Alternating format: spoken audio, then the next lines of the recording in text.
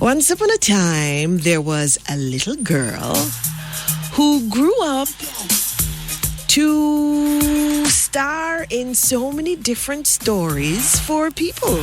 She is a renowned actress in the local theater industry. Over 14 years of storytelling, folks. She's a mama. She is an influencer. And we've got her on the phone. Her name is Camille Davis. Hello, good morning.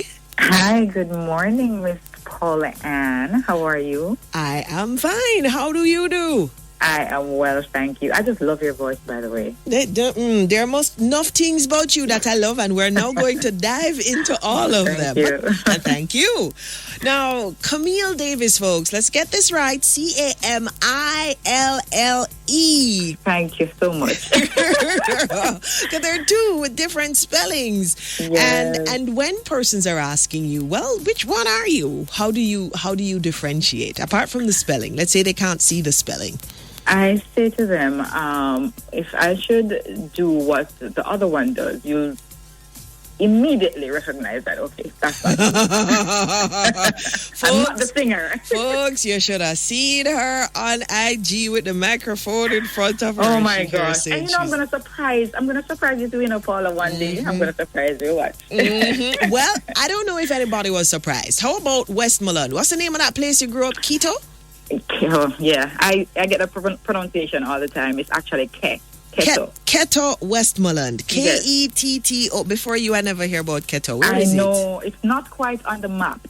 So it's in the deep rural Westmoreland. So I don't know if you've heard of Sheffield. Yes. So you make a turn down into Sheffield. You'll pass Springfield, and then you're in Ketto. But you can't drive too fast, because if you do, within 5 minutes or less, you'll be out of Ketto. If you blink, you pass it. Trust me. Boy, folks, you might have blinked, but while that was happening, this little girl was growing up in Ketto, Westmoreland, as a shy girl. Oh, she turned to be performing on the stage. I don't know.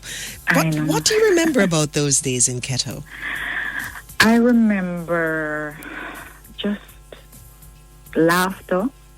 I remember kindness, courtesy. Everyone said good morning, good evening, good afternoon. I remember being able to just, go and pick a fruit off of my neighbor's tree. We had so many fruits as well. I remember having a breadfruit tree, a very low one, very fruitful one, pun intended, but I would just go in the breadfruit tree and sit down, and it's so cool, it's so relaxing. You hear the peony wally as it 6 o'clock, 6:30 reach. That kind of it's just a different time. And so oftentimes I go back to that time in my head just to kind of center myself. But it was just very relaxing. It was always church. I loved going to church, and my grandmother was a pastor. May her soul rest in peace. And so I look forward to those days. So it was just amazing for me to just grow up so humble and just, it's fun time. Enjoying those days. So, but that was little shy Camille. When did the shy say goodbye? Was it while you were at Manning's? No, actually. The shy said goodbye. The shy never really said goodbye. It just took a little hiatus. I'm still a shy person. People don't really believe this, but people close to me will really understand. So at Manning's High and at Northern Caribbean University, what did people see of you? Well, I was supposed to go to Northern Caribbean University. I got accepted and everything. When I was in the summer, preparing myself to go there, my aunt, who lived in Kingston at the time, she still lives in Kingston, she said, to my grandmother, why doesn't Camille come to Kingston and stay with me and go to pre-U? Why is Camille going to NCU? And then my grandmother hears that, and of course,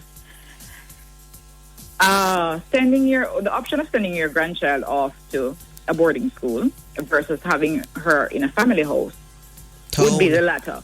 Town. Yes, man. Go on a town. So that's where I ended up going. I think what it was it wasn't that I didn't feel shy. It was more of me using that pivot into something else. Okay. And that worked for me. Okay, so here you are at pre-UE, and some bad broke friend carry you go to theater. Who was that? Do you remember? My gosh. I won't name her. Since I have labeled her bad broke. Her for accompanying me. Accompanying you? How did that work? What happened? All right. So one day, Donisha Prendergast, she was a family friend, and so I would see her come to the house, and I would say to her, I mustered up the courage to say to her, I want to get into acting. If you hear of any auditions, could you let me know? And she's like, oh, you? Because, again, I'm so shy, and you don't hear me talking. I would not be the talkative one in a room.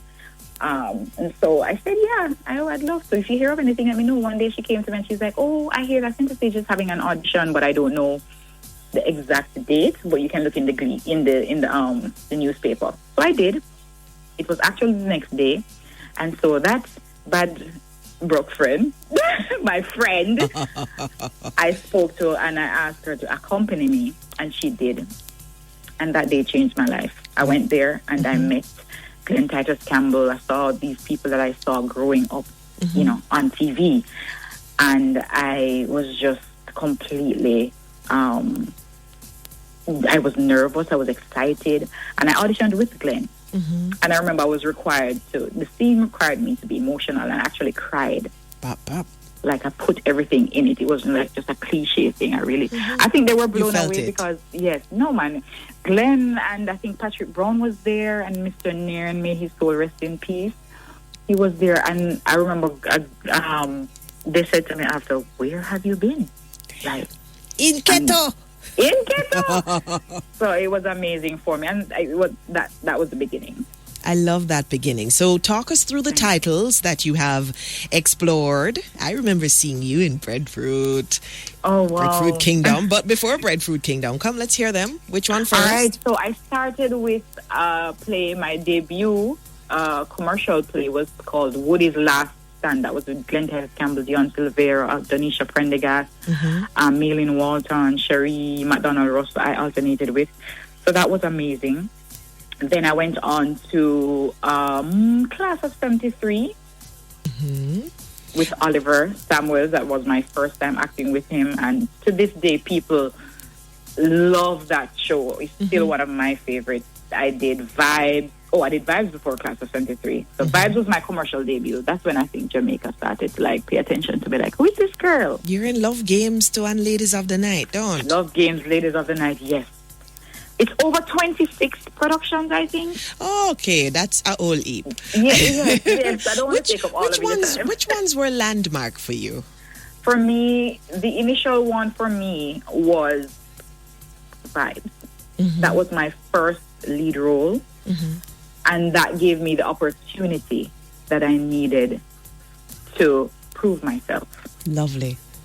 And then in 2015, you got your first Actor Boy Award, Saving Alligator High. Yes, that for me, I think that was my first full comedic role, meaning this character was supposed to play this naive. It's almost like, do you watch Golden Girls? Have you ever watched it? Yes, ma'am. It's almost like a Rose Nyland, Jamaican style. So, right. So it was my first full-on comedic role.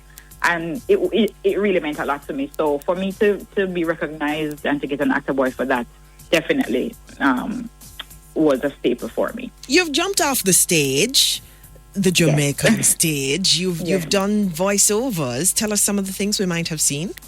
I did a voiceover as Usain Bolt's mom in his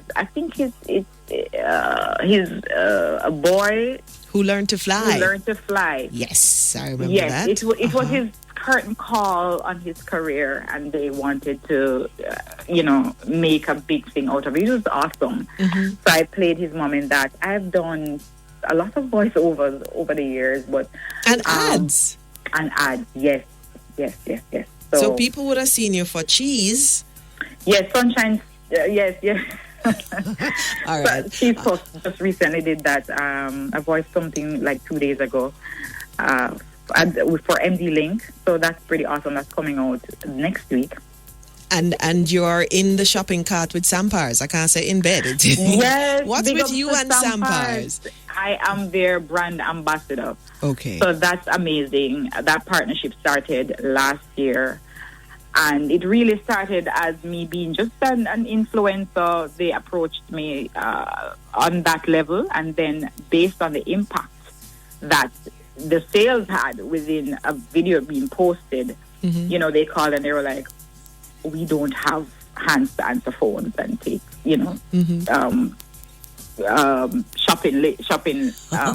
So it was like, it started from there. And it's an amazing partnership.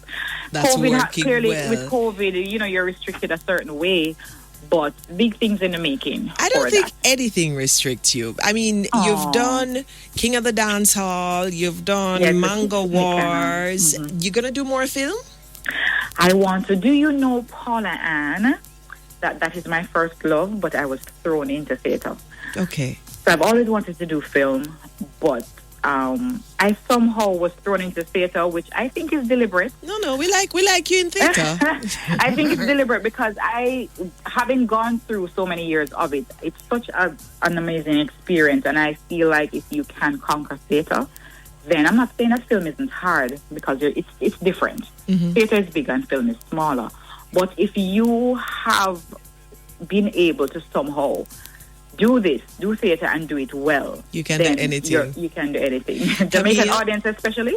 Oh gosh, that is so true. Camille, we have the news coming up, and I don't even get to talk to you about being mommy to that beautiful daughter of yours, and now to a cute little son. But where do people find you to follow you, and then they can see your lovely children as well? They can follow me on all social media handle. My handle is I am Camille Davis across Instagram, Twitter, TikTok, traditional Facebook. Spelling, folks. Camille.